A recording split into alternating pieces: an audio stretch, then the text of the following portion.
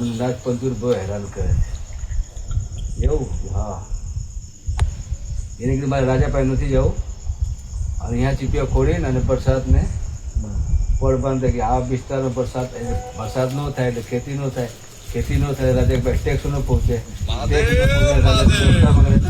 કેવી આઈડિયા બાપરી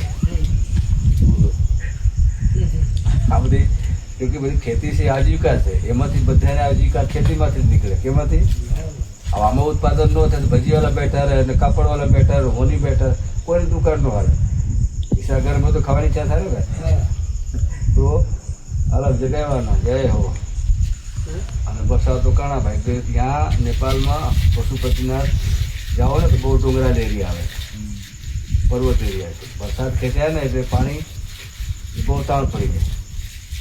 અને રાજાને રાજમાં જે ટેક્સ કે કર જતું હોય આ ખેતીમાંથી જ જાય. કેમાંથી?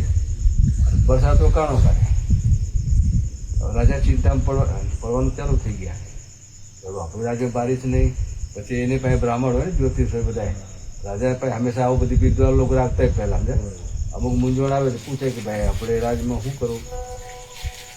બધે જ્યોતિષે અને વિદ્વાને જોયા કે મહારાજ આપણે ભૂલ થઈ છે, તમે બધા નાથપંથી મહાત્માઓને હેરાન કરો છો ત્યાં ત્યાં, અને અમુક તો પૂરી ગયો છો. એમાં એક સિદ્ધ મહાત્મા આવ્યો હતો ગોરખનાથ. કોણ? એનો ગુરુદેવની કૃપા છે. અને ચૂપિયા ખોલીને બેસી ગયા છે. જ્યાં સુધી એ નહીં આવે તમારા રાજમાં તમારે જવું પડશે. આ તો આપણે વિભાજન પછી થયા, પછી ભારત અને નેપાળ એક જ હતું. આ વિભાજન પછી થયા, અલગ થયા નેપાળ, અને ત્યાં જવું પડશે. તમારે માફી માંગવું પડે તોય કાર્યક્રમ થાય છે આગળ. અને ભાઈ રાજા અને રાજા બાજા બાંદ્રા હું પછી આ પોતાની રાજ સત્તા મૂકી અને ભગત થઈ જાય અને મહારાજને પ્રાર્થના કરી કે મહારાજ માફ કરો અમને બધાને, મારે આ જ જોવાનું હતું કે બધા આમાં છે કે છે કોઈ આમાં હું. પછી માફી માંગી કે જ્યાં સુધી નીતિ નિયમથી તમારે રાજ કરશો ત્યાં મારો આશીર્વાદ કાયમ નેપાળ માટે હશે. અને જો તમે કોઈ સિસ્ટમ બદલાય તો પછી જમાવટ થઈ જાય હું. પછી રાજા હજી સુધી પશુપતિ ભગવાન શિવરાત્રિ હોય ને, જે રાજા હતા ને પોતે રાજા બધે સાધુ મહાત્માને પોતે દક્ષિણા દેવા નીકળે શિવરાત્રિમાં. એમાં દિગવર બાપુના સમયમાં બાપુને ઘંબર આપ્યા હતા. બાપુ બધા મહાત્મા ઘણા હતા, તો બાપુ હાવ એકલા અલગ દિગંબર અને વિસુલ ખોળીને એની રીતે બેઠા હતા બધાથી અલગ. એ સમયે આના રાજા બાપુને ખુખરી આપી હતી.